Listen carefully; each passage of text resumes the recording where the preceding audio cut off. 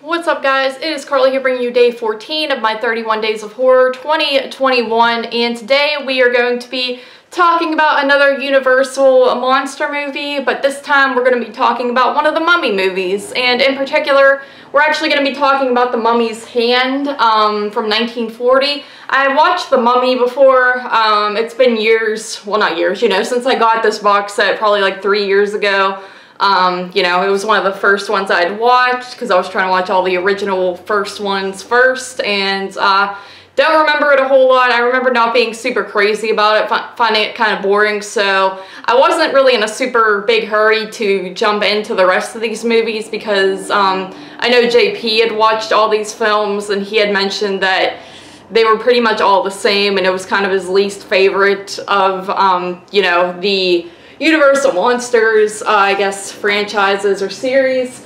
So, obviously, that kind of left me thinking like, I'm probably not going to like these, but anyway, did I like it or not? We'll see. The Mummy's Hand, essentially this one is about an archaeologist who wants to set out to find this princess.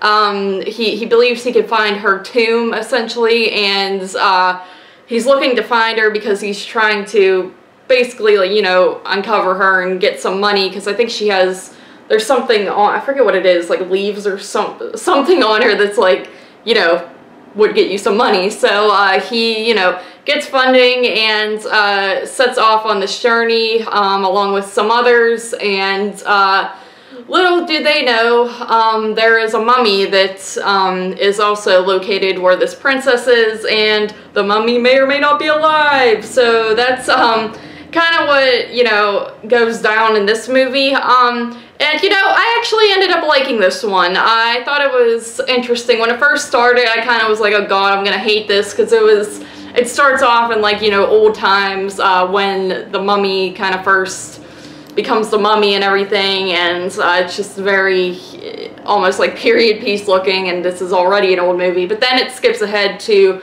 the present day of 1940 and goes from there, so I was like, oh, thank god.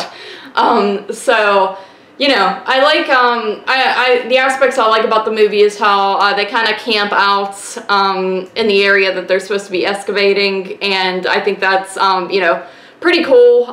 It's good atmosphere, and I like the look of the mummy. You definitely get some good mummy, I guess, action in this, where he's killing people and like strangling them and stuff. It's pretty creepy looking, pretty well done, so I enjoy that as well.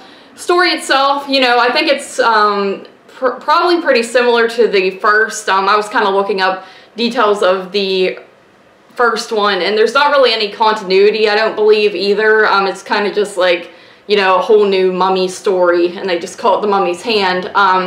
But, so with that, it's nothing overly original or anything. It's just typical, these people go on this adventure to try to find something, and instead they encounter the mummy, and the mummy starts killing them. So, yeah, it's pretty standard, but in general, I had a good time with it. They're kind of sleeping in these tents and stuff, and I just really dig the look of the set design and everything that you have going on in this film, so I thought it was pretty decent. I give this one a 7 out of 10, and yeah, that'll do it for The Mummy's Hand, and I, obviously still have to watch all the other Mummy films, so we'll see if it gets horrible and tedious for me, or if I end up enjoying them, like I did this one. So, 7 out of 10, The Mummy's Hand, 1940. Thank you guys once again for joining me for this review, and as always, I'll see you tomorrow for day 15.